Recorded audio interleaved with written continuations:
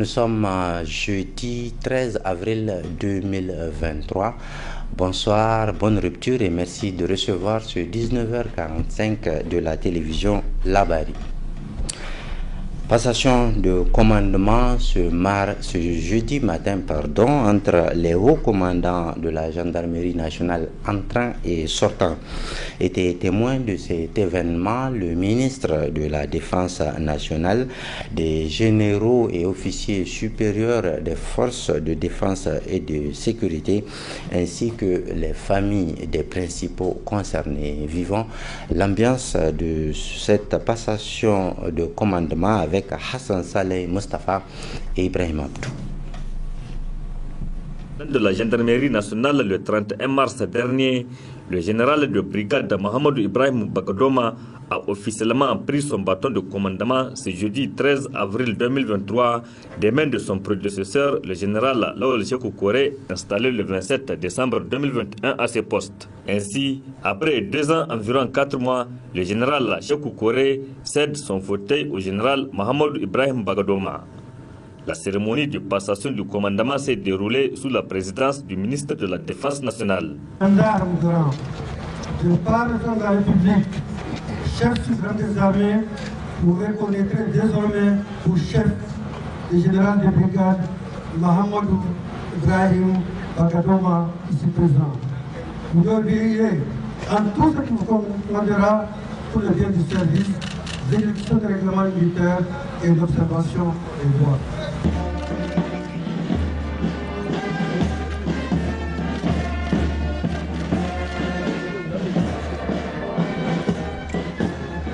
Ensemble à mon commandement. Bravo!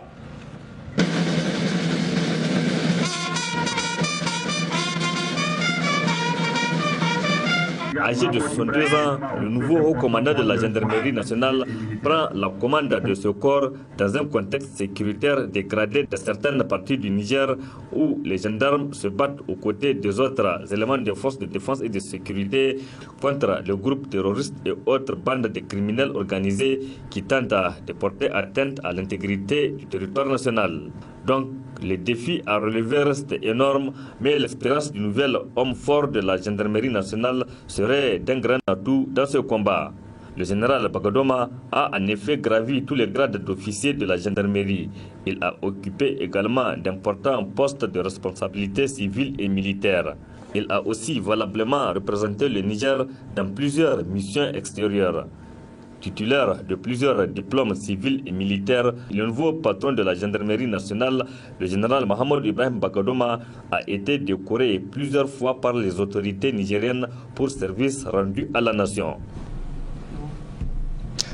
Voilà, une autre célébration, cette fois à l'université Abdou Moumouni de Niamey, où le centre Ouaskal a célébré son 10e anniversaire. Un centre qui dispense plusieurs programmes.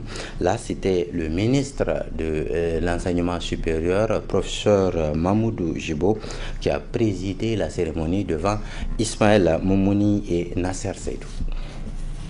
Bras technique incontournable de la CEDEAO dans son combat dans la lutte contre le changement climatique. The West African Science Service Center on Climate Change and Adapting Land Use, WASCAL, célèbre ses 10 ans de création. L'université Abdou Moumouni de Niamey abrite 2 programmes de WASCAL, à savoir celui concernant la formation de recherche et de recherche doctorale sur le changement climatique et énergie, et plus récemment le master international sur l'énergie et l'hydrogène vert, option photovoltaïque, analyse système pour l'hydrogène vert. D'autre part, l'UAM bénéficie de l'appui du service allemand d'échange académique, le DAAD, pour l'implantation de 3 centres d'excellence qui sont le Centre d'excellence ouest-africain sur la transformation durable du milieu rural, le WAC-RSRT, le Centre d'excellence de gouvernance locale en Afrique, le SEGLA, et le projet pour l'utilisation durable des ressources agricoles en Afrique de l'Ouest, PROROA. La célébration du 10e anniversaire d'Oscal a été saisie par le ministre de l'Enseignement supérieur pour rappeler l'importance de ce programme. Pendant les 10 dernières années, les efforts et même les impacts du programme Oscal sont déjà visibles. Qu'il s'agisse de la fourniture de services climatiques, de la recherche et du renforcement des capacités, que des actions climatiques en faveur du développement durable de la sous-région. Le programme Oscal se positionne ainsi de la sous-région comme centre d'excellence dans la lutte contre le changement climatique, l'utilisation des terres et la promotion de l'hydrogène vert durable. Cela fait qu'aujourd'hui, la marque Ouaskal, je devrais dire le label Ouaskal, est déjà devenu synonyme de changement climatique maîtrisé et d'énergie renouvelable, accessible dans la sous-région et bien au-delà, en fournissant des informations et des connaissances au niveau local, national et régional à ses pays membres. Le programme Ouaskal est parvenu à les outiller pour faire face aux effets néfastes du changement climatique et pour concevoir des options intégrées à moyen et long terme pour créer des paysages socio-écologiques résilients et productifs grâce à ces trois principaux volets. Le changement climatique et les services environnementaux, le renforcement des capacités de recherche en matière d'énergie renouvelable. Le programme Ouaskal a fourni des bourses complètes à plus de 500 étudiants ouest-africains au niveau du master et du doctorat par le biais de son programme d'études supérieures qui consiste à 10 programmes doctorat et 2 programmes de master sur le changement climatique et 4 programmes internationaux de master sur l'énergie et l'hydrogène vert. Rappelons qu'auparavant, le directeur exécutif de Ouaskal, Moumouni Savadogo, a intervenu via visioconférence. Dans le même temps, à l'Office national des aménagements hydro-agricoles ONAHA, c'est un don de matériel qui a été reçu, un don offert par le gouvernement japonais qui entend ainsi renforcer les capacités de cet office.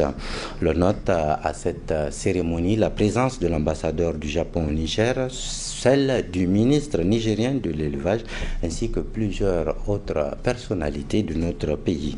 Boubacar Ibrahim et Sadou Doumi nous en disent plus. Les capacités d'action et d'intervention de l'Office national des aménagements hydro-agricoles ONAHA viennent ici d'être renforcées à travers la réception de cet important lot de matériel. Et il s'agit d'un don gracieusement offert par la coopération japonaise au gouvernement nigérien à travers l'Office national des aménagements hydro-agricoles dans le cadre d'un projet dit de renforcement des capacités pour le développement de la riziculture. Permettez-moi tout d'abord de m'acquitter d'un agréable devoir, celui de rendre un hommage mérité au gouvernement du Niger pour l'aboutissement de cet important projet de renforcement des capacités de l'ONAHA pour le développement de la riziculture. Je tiens également à saluer les efforts considérables de l'équipe du Niger, de la JICA Niger, du consultant Sanyou pour le travail abattu depuis la conception jusqu'à la réalisation de ce projet. Retraçant les conditions dans lesquelles le projet a été ficelé, Sanoussi Meyana s'est dit heureux de l'aboutissement du projet. Ce projet ONAHA, c'est un projet initié par l'ONAHA, le ministère de l'Agriculture via l'ONAHA. Et ça fait partie des projets des dons que le Japon fait à beaucoup de pays en voie de développement pour aider ces pays à l'augmentation de la production agricole. Donc aujourd'hui, moi, en ma qualité de représentant de Toyota Tsusho Corporation au Niger, je ne peux que me féliciter de l'aboutissement de ce projet. Dans son intervention, l'ambassadeur du Japon au Niger a déclaré que cette donation vise à répondre à certaines difficultés auxquelles le secteur fait face. Le Japon continue depuis de longues années à accorder l'assistance alimentaire CAR au Niger, dans l'espoir d'améliorer la situation alimentaire du pays.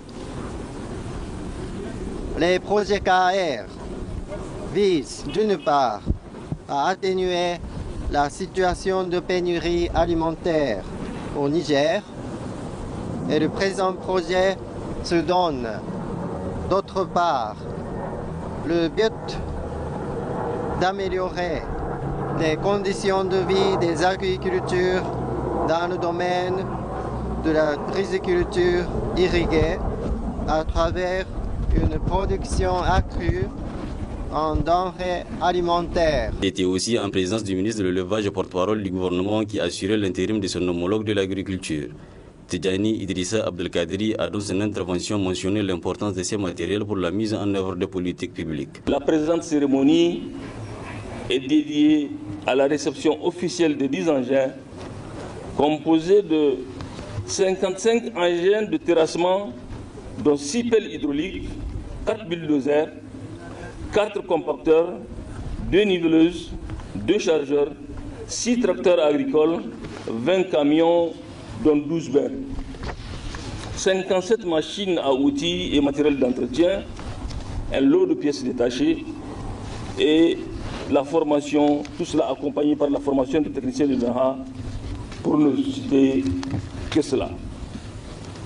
Ce don cadre parfaitement avec le plan de développement économique et social à son axe modernisation du monde rural et permettra à l'ONAHA de disposer de 2 brigades complètes, soit une capacité d'intervention sur 4 chantiers supplémentaires de taille moyenne. A rappeler enfin qu'après la coupure du ruban et la remise officielle des clés, c'est par une visite guidée que la cérémonie a pris fin. Autre cérémonie de réception, cette fois il s'agit d'un bureau administratif et d'un tricycle, et c'est au profit de la Fédération nigérienne des personnes handicapées section de Kolo. Ce don est financé par la coopération italienne AICS à travers CBM et vise à améliorer les conditions de vie des bénéficiaires. N'est-ce pas, Nafissatou Yahya et Halidou Bourema? Les membres de la Fédération nigérienne des personnes handicapées section de Kolo disposent désormais d'un siège social et d'un tricycle pour leur déplacement. Cette action entièrement financée par la coopération italienne à travers l'ONG CBM Niger vise à améliorer les conditions de vie des personnes handicapées de la commune de Kolo. Nous sommes à Kolo, c'est une cérémonie de remise de clés d'un bâtiment qui servira de siège pour la section FNPH, Fédération nigérienne des personnes handicapées, sous-section de Kolo, remettre les clés d'un tricycle fourni gracieusement à cette sous-section de la FNPH de Kolo. Vous savez que les engins à 2 roues sont interdits dans la région et qui dit personnes handicapées avec mobilité réduite a besoin plus de moyens pour se déplacer. C'est pourquoi, en plus du bâtiment, nous avons offert un tricycle pour que la fédération puisse faire ses courses administratives, pour faire des courses aussi sociales et de santé dans certaines situations, en cas de besoin, en toute autonomie et en toute indépendance. C'est en effet en présence des autorités administratives et coutumières de la commune que ces joyaux ont été réceptionnés. Occasion pour le président de la Fédération section de Kolo de remercier les généreux donateurs au nom de toute la population de Kolo en général et celles handicapées en particulier. Nous tenons à remercier le partenaire CBM pour avoir pris d'abord Kolo comme zone d'intervention du projet et puis pour tous les investissements que CBM est en train de faire, elle a fait et elle fera dans le département de Kolo. Le bâtiment, c'est un truc précieux. Ça fait longtemps que nous cherchons la réalisation ou la concrétisation de ce bâtiment. Si aujourd'hui nous avons eu un espace sûr où on pouvait faire nos activités, où on pouvait tenir nos réunions sans qu'on ne soit, comment on appelle ça, vu par quelqu'un, je crois que c'est une bonne chose. Donc vraiment, on doit faire un bon usage de tout ce qui nous a été remis ce matin. La visite des locaux du siège social de la Fédération nigérienne des personnes handicapées de Kolo a marqué la fin de cette cérémonie. C'est la fin de ce journal de la télévision Labari, la passion de vous servir. On se retrouve très bientôt sur cette même antenne, Inch'Allah. À bientôt.